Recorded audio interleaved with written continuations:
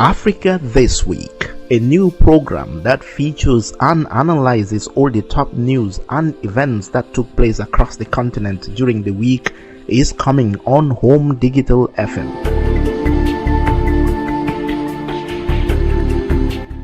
The 1 hour week in review program will exhibit experts and commentators to look back on the news of the past 7 days and break down stories and issues across Africa that everyone is talking about.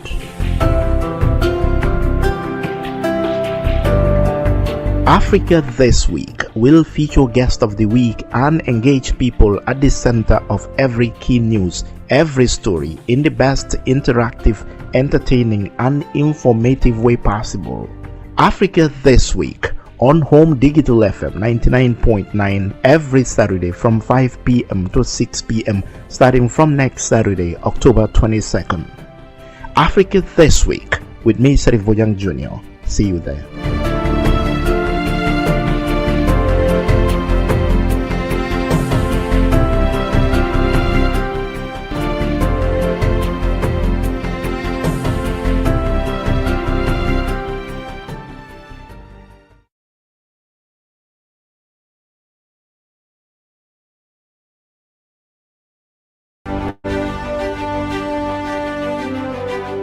Hello and a very warm welcome to your Week in Review program Africa This Week, looking at the continent's top stories over the last 7 days.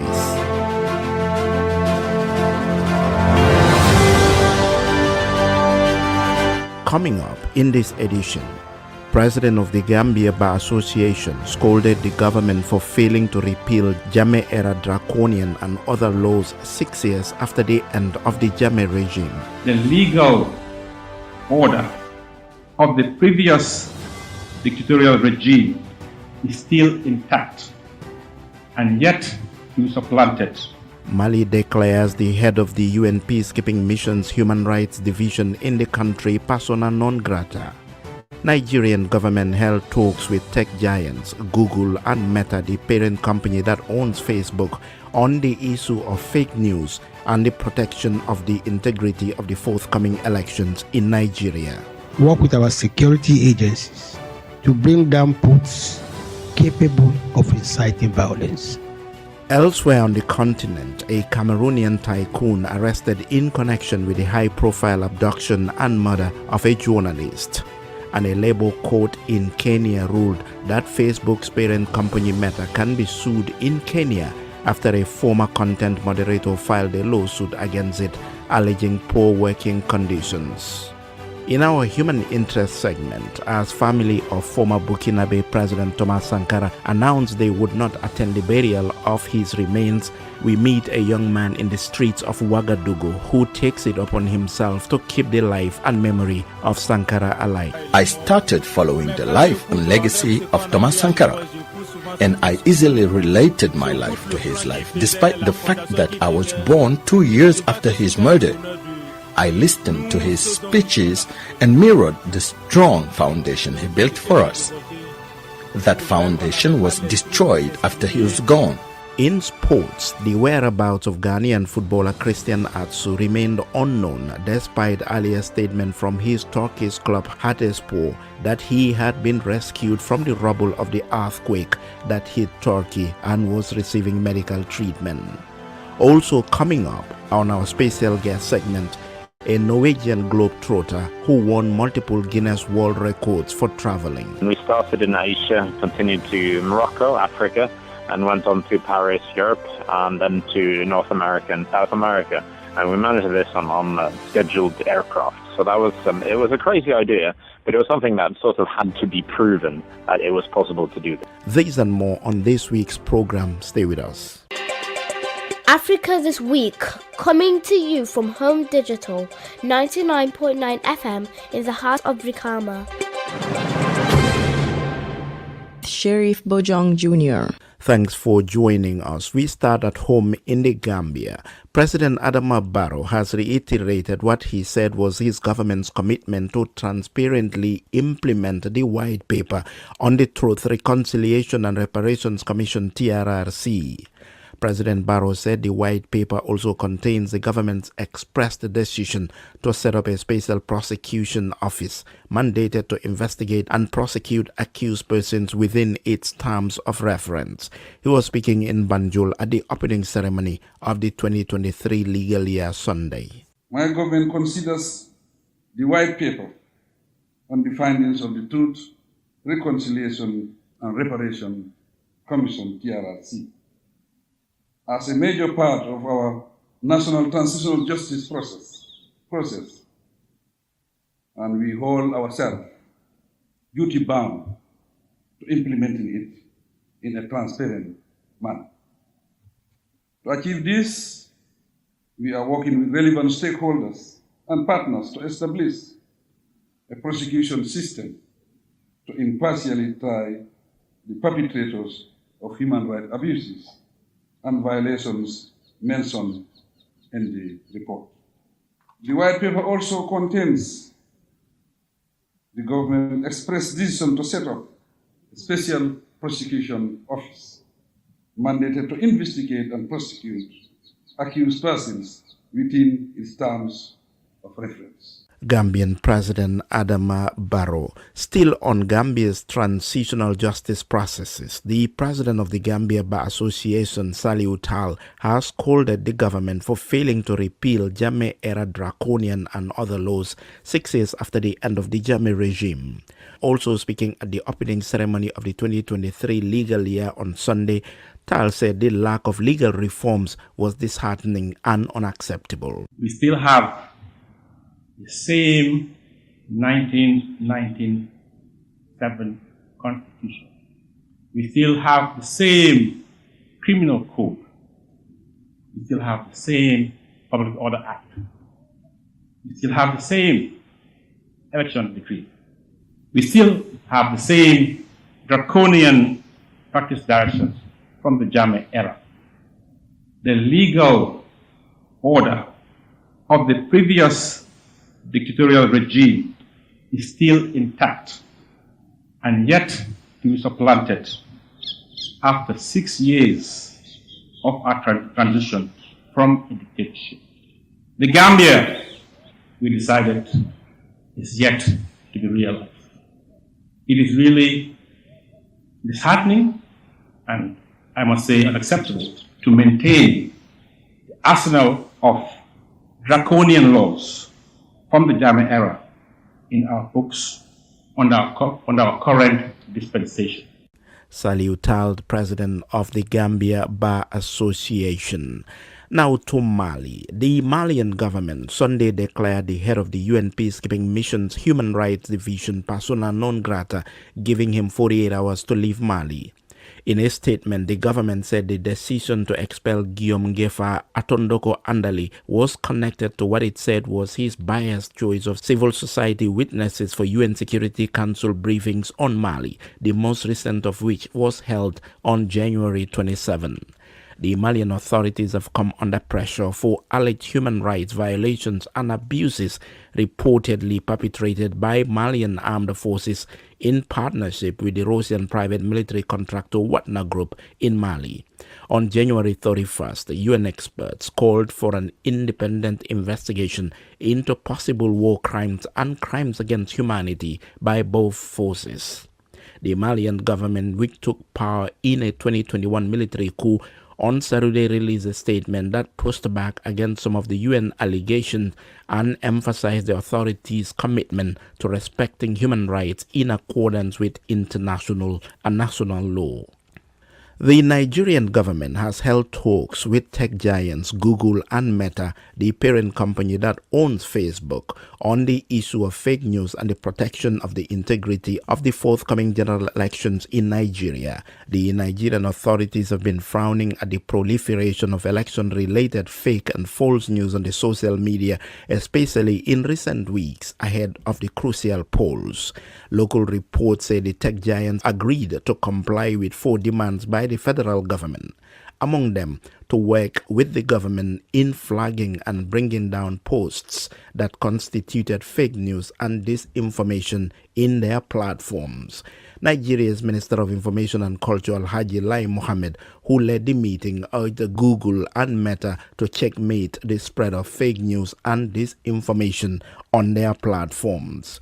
In response, Adaora Ikenzi, the head of Anglophone West Africa at Meta, and Dawn Dimowo, head of policy and government affairs at Google, explained what their companies have already put in place to tackle fake news. First is the minister, followed by Meta's Adaora. There has been a noticeable increase in the use of fake news and disinformation by those who are bent on hindering the success of the elections. We will appreciate it if you can urgently consider the following requests. 1. Work with our security agencies to bring down posts capable of inciting violence. We have, as you are aware, a process where we regularly take down coordinated inauthentic attacks, and our processes are already primed to sweep and look for inauthentic coordinated behaviors on and around the Nigerian elections. We have Google reverse image search, which helps you to verify that this image appeared before online, in what kind of context. So if somebody comes and says, oh, this is an image of violence going on right now, at some location, you can actually use Google reverse image search to realize that, no, that image is coming from some other time and place, and it's just being reused now to promote maybe a false narrative. That was Dawn Dimowo, head of policy and government affairs at Google. First, you heard from Adaora Ikenzi, the head of Anglophone West Africa at Meta, and Alhaji Lai Mohammed, Nigeria's Minister of Information and Culture. Meanwhile, election campaigns are in high gear in Nigeria, with candidates and their officials crisscrossing the country to canvass for votes. President Muhammadu Buhari, whose final term ends shortly, have been busy traveling across Nigeria to campaign with his party's candidate Ahmed Bola Tinubu. He told a gathering that he was confident of Tinubu's victory. I congratulate you and I assure you that, God willing, we are going to win through and through. Ahmed Bola Tinubu, I knew him more than 20 years ago. All the problem we had, I mentioned it earlier, there was no local government I haven't visited from 2003 to 2011. And I visited all the states 2019 when I was asking for this term, the second term, and the final term. I will continue to campaign for Bola Ahmed Tinubu. He is a committed Nigerian, and I believe he will give all he has to this country and to you, Nigerians. Nigerian President Muhammadu Buhari. At a campaign stop in Rivers State in the Niger Delta, PDP's Atiku Abubakar told his supporters that he would tackle Nigeria's chronic insecurity, saying that there would be no development without security. The security of this country is paramount. You cannot develop education, you cannot develop the economy, you cannot live in peace without security. It is our responsibility and our commitment to make sure we secure this country safe for everybody, wherever you may live. And I have come to this place in 1998, 94, all these years. Have you seen the kind of progress that has been achieved in Delta State? Is that not PDP? Why will you go for another party, for God's sake? Why? You have no reason to do so. That was Atiku Abubakar, the presidential candidate for Nigeria's main opposition, People's Democratic Party, PDP. Labour Party's candidate Peter Obi has used this week's political rally to promise Nigerians a new Nigeria that they could all be proud of. Help us to build a new Nigeria. A Nigeria where you'll be proud of. A Nigeria where we will fight insecurity. Nigerians will be able to travel anywhere. That is the Nigeria we want to build. So help us to build that Nigeria. We are begging you. Help us to build a new Nigeria where we will start pulling people out of poverty by making Nigeria to move from consumption to your country is not producing anything. Nigerian presidential candidate Peter Obi of Labour Party. Popular British film actor Idris Elba has expressed his readiness to build a modern film studio in Ghana. He was speaking in Accra, where he paid a courtesy call on President Nana Akufo-Addo at the Jubilee House as part of his tour of Ghana last week. They discussed, among other things, the importance of film to the land of the birth of Elba's mother, Ghana. Elba also discussed the plans to build a film studio across Africa and also the need for a comprehensive plan to propel Ghana into the forefront of movie making. Currently we call it West African Studios, but that's because it's a working title. But we've been working at this for 3 or 4 years to raise a plan that puts a facility at the center of African filmmaking. There's a lot of African filmmaking, but the facilities around that are something that is lacking. In South Africa, they have a big facility. A lot of film production goes there. But quickly, as we're planning this, we realized that policy is where the actual groundwork needs to be laid. We've studied the models of obviously South Africa, who have an incredible incentive package. Then around Europe, obviously Greece, Morocco. These are all places where they realize the value of the filmmaking dollar, and I've brought that policy into play. It needs to be robust. It needs to be competitive to the rest of the world. But we believe for sure, and I know you believe this too, it's been part of your legacy that you want to leave as well, that Ghana should step up in terms of attracting those filmmakers. So, as we said in the DC, I'd come and see you and present to you essentially just the parameters of what we need to do. In short, the work has been done. We've done a lot of the sort of understanding what international filmmakers need for Ghana specifically, in tandem as we lay the ground for the studios. I'm led to believe that there are some plans for the studios, some other studios to be brought to Ghana, which is fantastic, and one should not cannibalize the other. But without, I think, the policy component, I think it's safe to say that we could have as many studios as we want, but we will not have the filmmakers attracted here. British film actor Idris Elba speaking in Accra during a courtesy call on President Nana Akufo-Addo. Still on showbiz, Nigeria's Temilade Openiyi, aka Tems, Sunday became the first female Afrobeats artist to win a Grammy Award. At this ceremony held at Crypto.com Arena in Los Angeles in the US, Tems won the Best Melodic Rap Performance category for her contribution to the hit song Wait For You with American rapper Future and Canadian singer Drake. They beat a strong field which included Kendrick Lamar and DJ Khaled. Tems spoke to Rolling Stone on the red carpet. It's incredible. I get to work with people that 5 years ago were on my playlist. I was jamming to them, and now I'm working with them. It's such a pleasure, and I feel like this is just the beginning. I find out something new about myself every day. I don't waste time in exploring. I explore so much. I go on many adventures. I travel many places, and I'm always aware. I'm always present, and I think that's how you stay grounded. Also by having people around you. Beautiful people, beautiful hearts, people that are in it for the real thing, for changing lives, for impact. Grammy Award-winning Nigerian artist Tems. You are listening to Africa This Week on Home Digital with me, Sharif Bojang Jr. A reminder of our top stories. President of the Gambia Bar Association scolded the government for failing to repeal Jammeh-era draconian and other laws 6 years after the end of the Jammeh regime. Mali declares the head of the UN Peacekeeping Mission's Human Rights Division in the country persona non grata. And Nigerian government held talks with tech giants Google and Meta on the issue of fake news and the protection of the integrity of the forthcoming elections in Nigeria.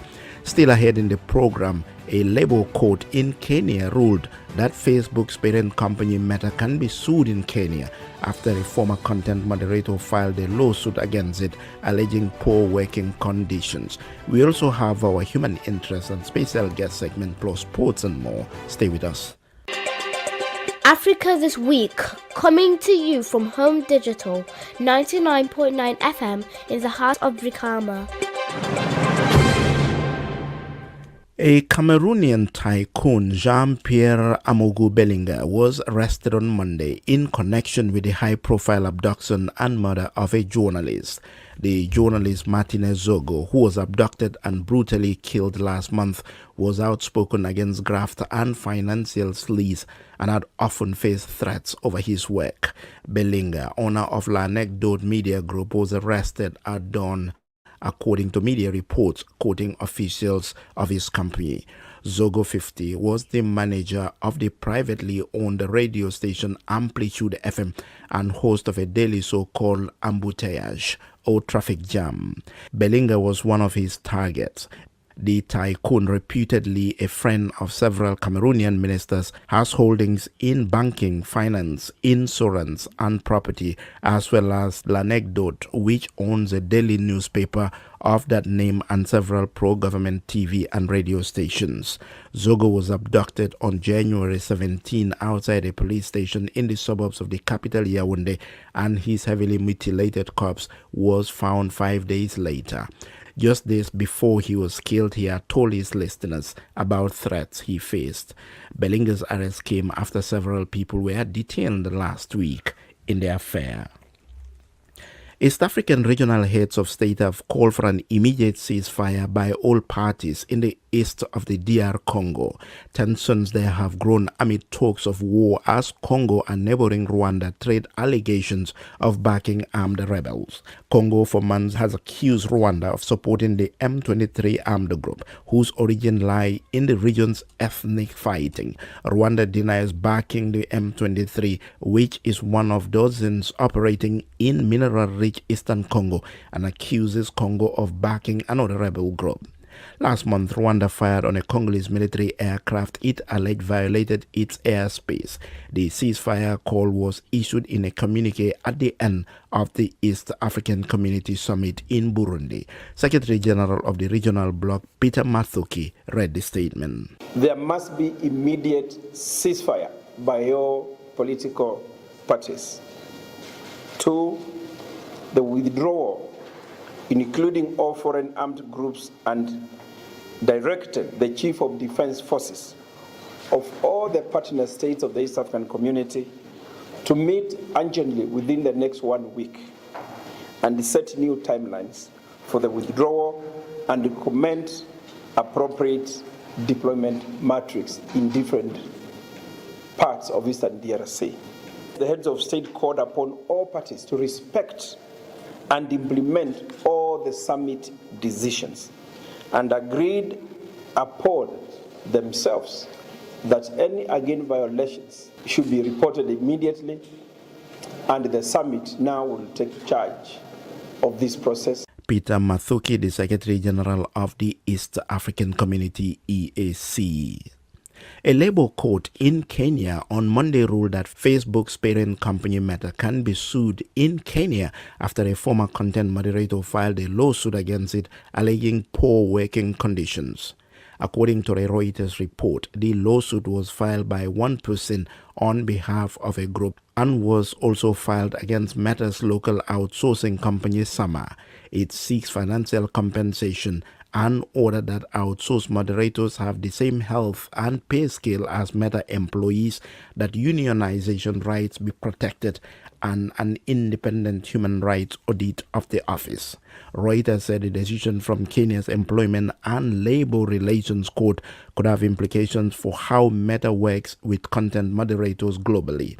The U.S. company works with thousands of moderators around the world tasked with reviewing graphic content posted on its platform.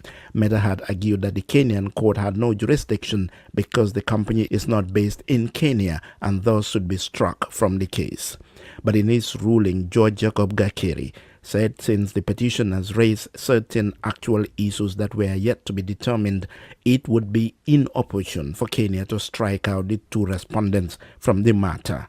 Former content moderator Daniel Motong, who said he had developed post-traumatic stress disorder PTSD because of his work, filed the case. From news and current affairs to our human interest segment, the family of former Burkinabe President Thomas Sankara on Sunday evening announced in a statement that they would not attend the burial of Sankara's remains. Burkinabe government announced last week Friday that the body of the nation's revered revolutionary leader Sankara was to be buried alongside his two comrades at the spot where in 1987 they were assassinated. The family of Sankara had expressed their wish to see the remains of their relative buried elsewhere other than the memorial site they targeted as conflicting and controversial. The bodies of Sankara and his 12 comrades were first buried in a ceremony on the outskirts of Ouagadougou and exhumed on 21st May 2015 for the purposes of legal proceedings. Thomas Sankara, a Pan-African icon, came to power in a coup in August 1983 and was killed on October 15, 1987, allegedly by his deputy Blaise Compaoré, who took power and remained there until a popular uprising led to his downfall in 2014. In April, the military court in Ouagadougou sentenced Compaoré in absentia to life imprisonment for his role in the assassination of Sankara and his companions after a 6-month trial. In this week's Human Interest segment, we meet a young Burkinabe who is on a mission to keep alive the legacy of Thomas Sankara. Nanlara ansara, nanlara ansara, peuple yikame tu karata liberté. Sibalo Sumaila is widely known across Ouagadougou's commercial areas for two things. First, his obsession with Burkina Faso's assassinated iconic leader Thomas Sankara. And second, his street songs of revolution and freedom for the people.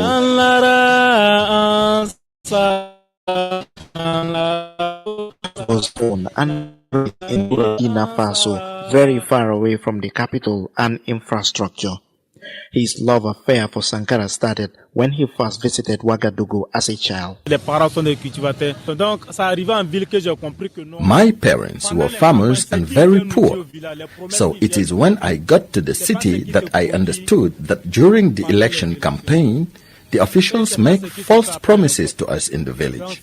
So that's when I started revolting for all the villages by speaking out, telling the truth to the people.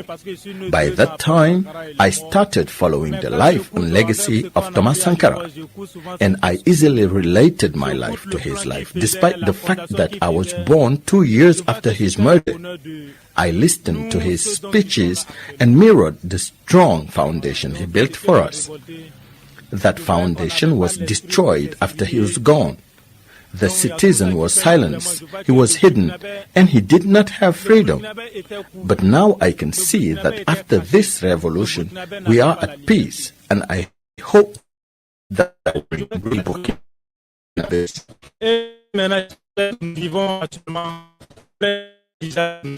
To cement the already strong emotional bond he built for Sankara and to revive his legacy, Sibalos decided a few years ago that he would make a living from selling t-shirts bearing the image of his revolutionary icon, often wearing his trademark red beret. But there was a problem. Sankara, an anti-imperialist revolutionary, ruled Burkina Faso as a military captain for 4 years from 1983. At the age of 37 in 1987, he was murdered in a coup led by his close friend and comrade Blaise Compaoré, who went on to rule the country for the next 27 years. The mystery surrounding Sankara's assassination was one of the most uncomfortable issues for Compaoré throughout his tenure. And this affected Sibalos' business to the core. People were really scared. They preferred to wear the t-shirts of Che Guevara because they were threats at first. I was not making money because people were not buying. Those of us selling the t-shirts were already classified into a certain category by the ruling party political class. and as a result, we could sell anything without any problem. Now, those who dared to wear them were people who were truly revolutionists, who weren't afraid to wear them, and who weren't frightened by threats. However, most people would not want to wear the Sankara T-shirt and even go near anyone wearing the shirt, at least most of those who were stable. But thanks to the October 2014 revolution, Burkina Faso has not only gotten to a new level of freedom, but the legacy and popularity of Thomas Sankara have been revitalized to an all-time high. And that has even trickled down on Ceballos' business as well as his conscience. Every 10 T-shirts I sell, 7 or 8 are Sankara T-shirts. I'm winning not only business-wise, but also conscience-wise. My conscience feels liberated. We were chained as citizens. But now take a walk down the streets and you will see that people are free. The seed that Sankara sowed in this country is once again growing. Now that people are buying his T-shirts, I think that someday they will return to his ideas. And for Ceballos, the adoption of those ideas will depend on Burkina Faso's resilience and the extent to which the people hold Sankara as a man and a revolutionary leader.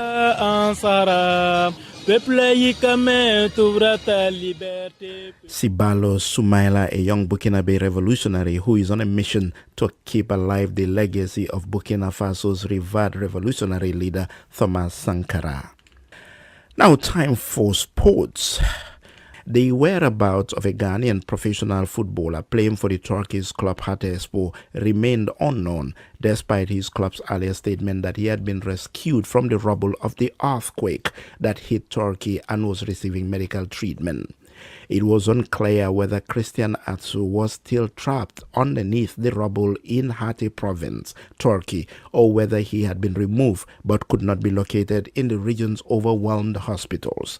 Hatay was one of the hardest hit areas and had one of the highest death tolls from the earthquake.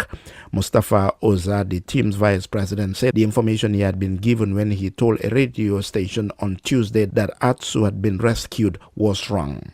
Ghana's ambassador to Turkey, Francis Osiete Odunton, told the Ghanaian media outlet Joy Sports on Wednesday that the Turkish Foreign Ministry was still searching for Atsu in medical facilities, illustrating how difficult it has become to communicate or verify information amid the earthquake's destruction.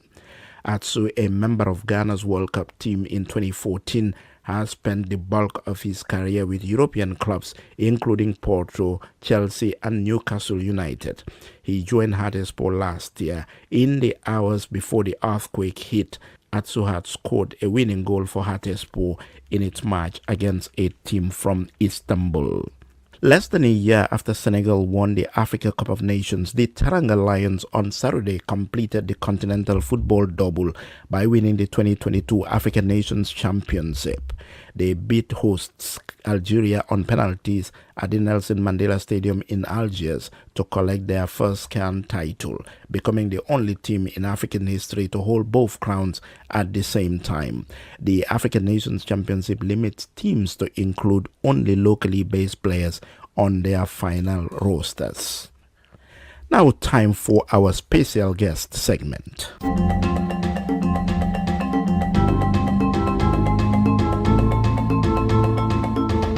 This weekend, my guest is a Norwegian globetrotter who has become the youngest person on the globe to have visited every single country in the world. Gunnar Gaffors, 42, is a media professional known for breaking the Guinness World Record by being the first to visit 5 continents in the same day, together with a British Adrian Butterworth. He beat another world record in September 2014 with 2 friends after they visited 19 countries in 24 hours. He also visited all 19 counties in Norway in 24 hours, another world record. And he did all this globetrotting without quitting his job. Have no fear, for when I'm alone, I'll be better off than I was before. I've got this life Gunnar, thank you very much for joining us. Well, thank you very much for having me. Amazing traveler. Where did your idea of traveling across the world start or come from? Well, that's a very good question. My father, he was a medical doctor when I was a kid. I was only 3 years old, and he was working on a cruise ship traveling around the Pacific. And my brother and me, we couldn't read, obviously, so he sent us these amazing cassette tapes where we recorded these incredible tales from China and Japan and the Philippines and all the rest of it.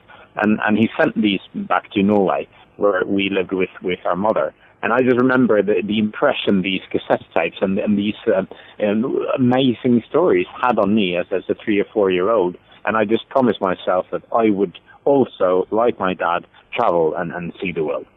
And when you started this journey as an adult on your own, as a hobby, where did it start? Well, I traveled a little bit to, my first African country was Kenya and then Tanzania back in the late 90s or early 2000. And then a few years passed and I started traveling to other countries quite far away from Norway. And that really opened my eyes. And the more I saw of Africa and of Asia in particular, the more I wanted to see. And then I decided to visit all the Stan countries, the 7 countries ending with Stan, such as Uzbekistan and Kyrgyzstan. And I finished this in 2009. And I sort of, but I wasn't satisfied. So you wanted more. New goal.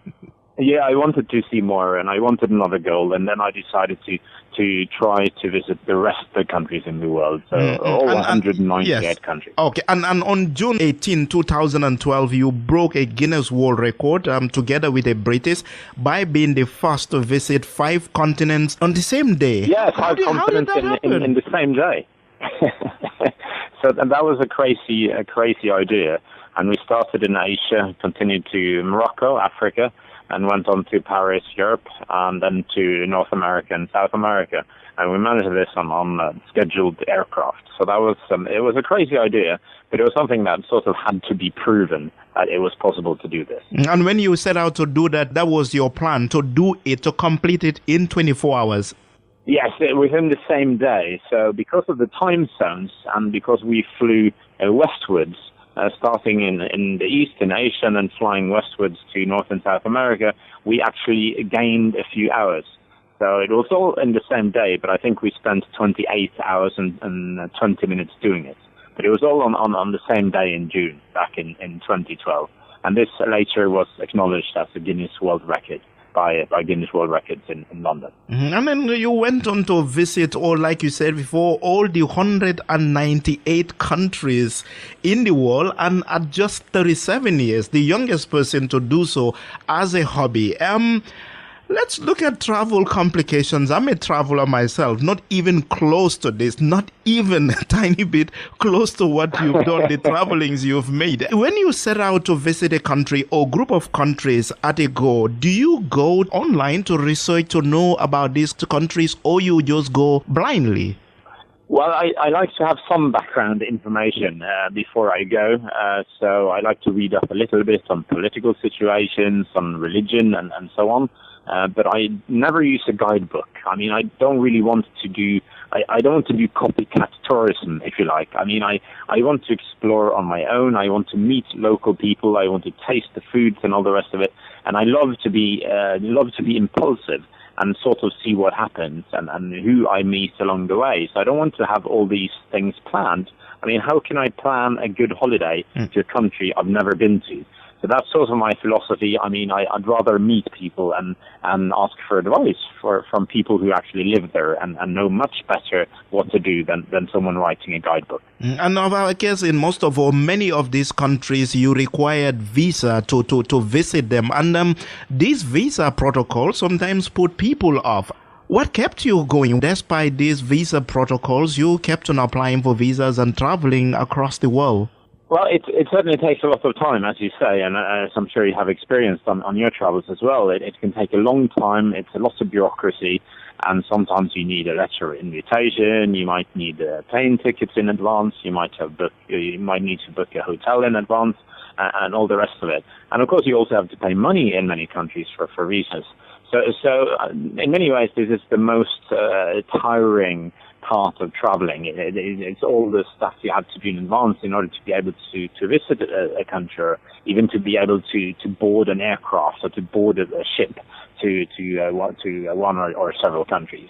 So it's my least favorite part of traveling. That's the bureaucracy that comes with the visa hassle. And I think a lot of people would be wondering about this and would want to ask you this question.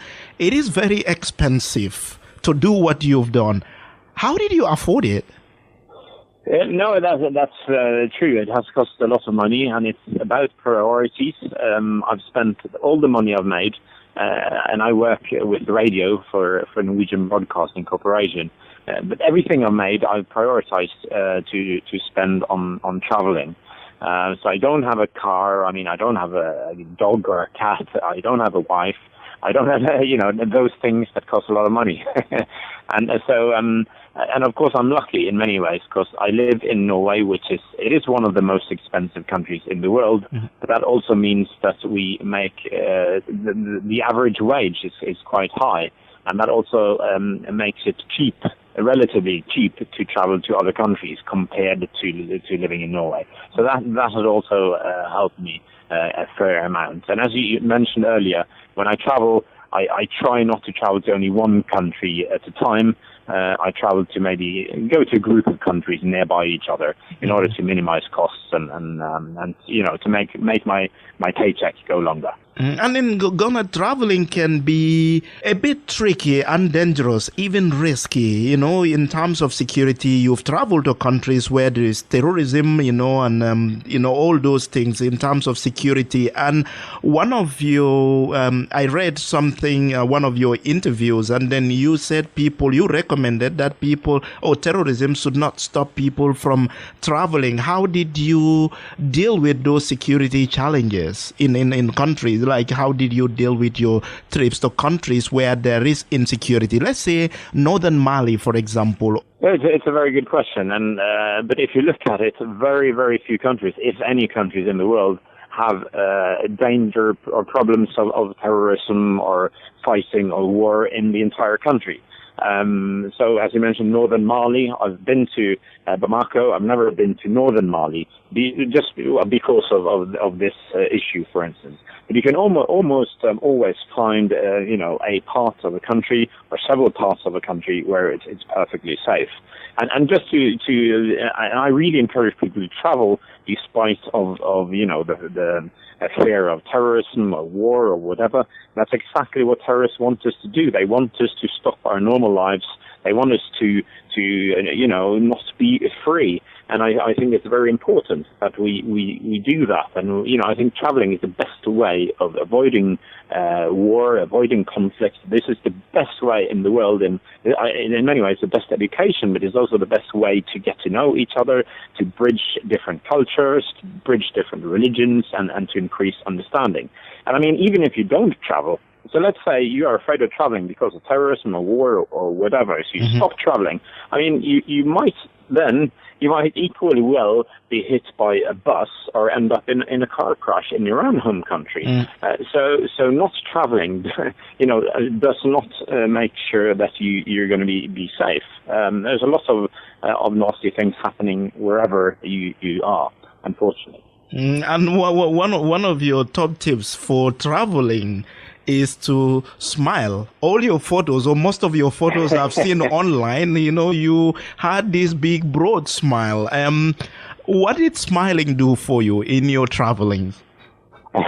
Now, one of the reasons I mentioned was smiling as a tip, and I don't even think it should be necessary, but when I travel around and I meet a lot of people, and it's sort of a way of showing other people that, hey, I'm here in peace, I'm not trying to I'm not trying to fool you, I'm not trying to take advantage of you, I'm here as a friend, or, at least I would like to be your friend, or to show that I'm not, I don't have any bad ideas or nasty ideas or anything. And it's also a great way of making friends, And even if you can't speak the same language, all the symbolism behind a smile. I can come to a village in the middle of Asia or the Pacific Ocean.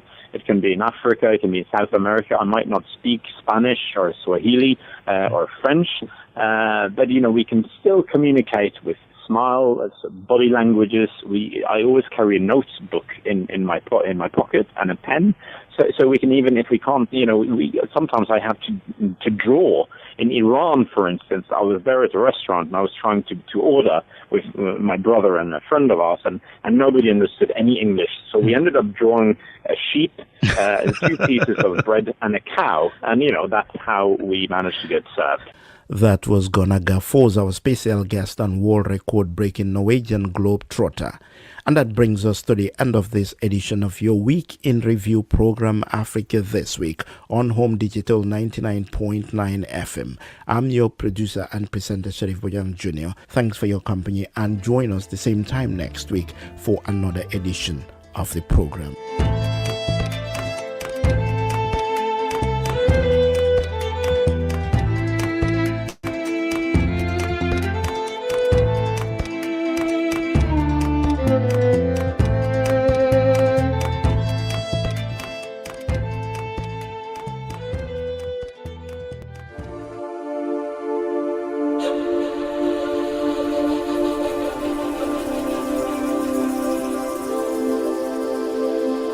Africa This Week, a new program that features and analyzes all the top news and events that took place across the continent during the week, is coming on Home Digital FM.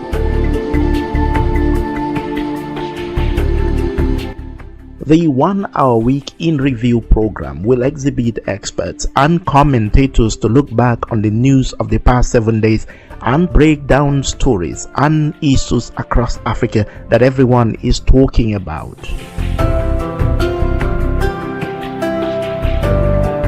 Africa This Week will feature Guest of the Week and engage people at the center of every key news, every story, in the best interactive, entertaining, and informative way possible.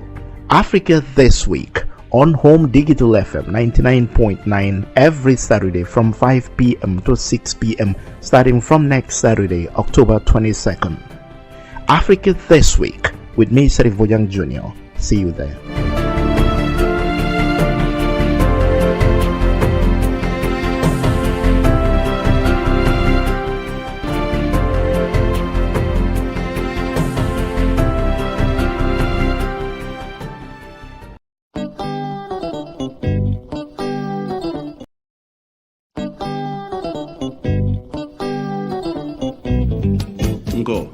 foy lafta mobile ndi wala ban simple mobile o walla foy lafita latest mobile o walla foy lafita smartphone o la ñin be ka sotale dabin wala bulli shop number 1 ti ando na lafta Samsung fanana asifa bele bije A series kabring A01 A11 A21 A31 A41 andu ñin be mu 4G internet o lat e manna da wala de alafta technology labang wala alafta itel la e kanyim be sotalele e ko Spark 4 Spark 5 and Spark 6 abele be ñin dulato ande manna da wala de e ko chargerlo asifa wo sifa mobile cover ani ñi mobile protector e nyaadalu abele be jindi grato bulli shop number 1 be tilinde ngale damin wala mu Birkama police station o nyaatile wala choju ba balaje wala badi ngolon kamune bato ali commande telephone wala niatra lafta mobile 7799530